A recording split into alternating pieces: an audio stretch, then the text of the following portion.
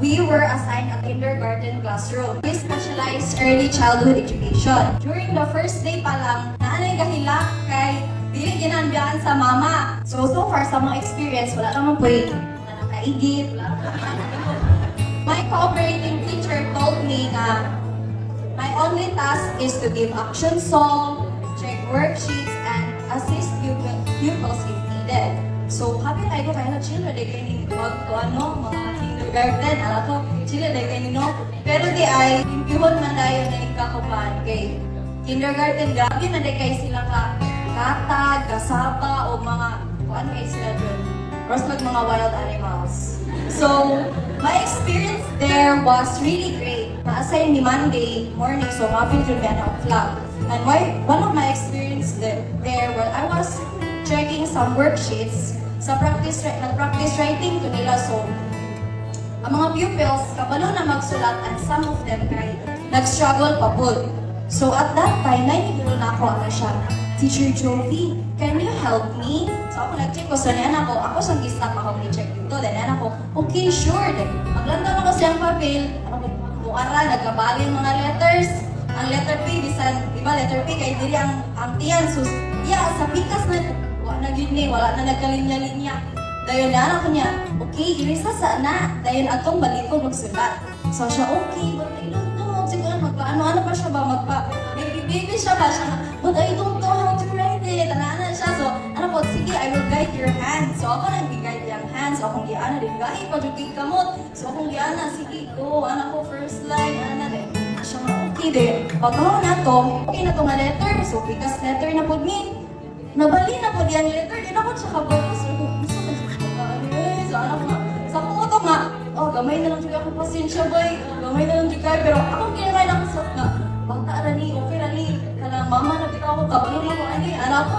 And na-relate na ako dito, bitaw na experience is that ang socio-cultural theory of Levi Gotsky, wherein ang part ato is scaffolding, wherein we provide assistance and support until a child succeeds and can do it independently.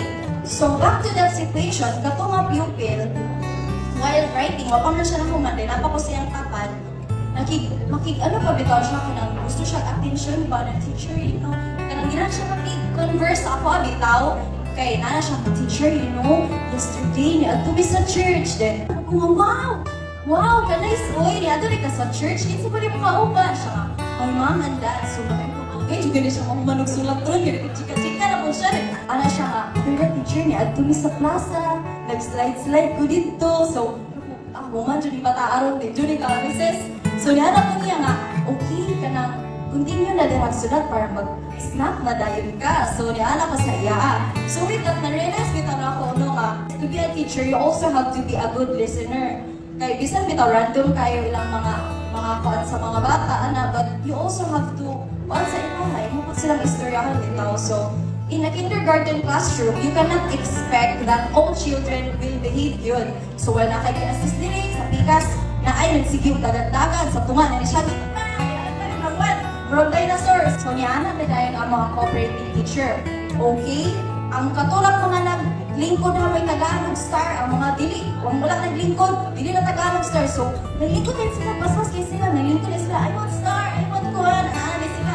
So, motto, sa ilang stage, more on, ginahan sila og rewards para magtuo sila. So, inalaman siya ng mga bata bitaw. Through the field study too, I have learned that to be an early childhood educator, it requires unlimited patience and understanding in dealing with diverse learners. So every duty na mo, when I see them running around, being noisy, playing, I put it in my mind that this is just part of their development. So they learn best when they play, when they move around. So I've learned that to be an effective teacher, you also have to be an effective manager, a classroom manager. So even though the classroom setting is sometimes stressful, at the end of the day, you can really feel the fulfillment.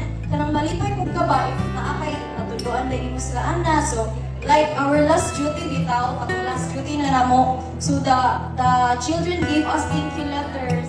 Yun kaayo kay kuan with colorful drawings. So while reading, one letter caught my attention. So it says in there, thank you teacher, will do for you. Love you, teacher. So, bisan bitaw, kit kay bisan, miss, pero din ang mga words kay kulang. So, mo, na-appreciate na ako, panang natatouch kay ko. Natouch kay ko, bitaw, kay, ano ko halun, bisan bata ko sila, na-appreciate din nila. So, because of that, bitaw, no, kay, I've learned to love teaching more, even though it's not easy. Because early childhood is the most crucial period in human development yun. The experience a child has during this period, they directly shape who they will become when they grow up. I'm so thankful to God that He guided us throughout our FS journey, to our FS instructor, Sir Eddie, and to our Dean Ma'am Liza Dalagan, and to all education teachers in the education department. Thank you so much for continually guiding us in our learning journey.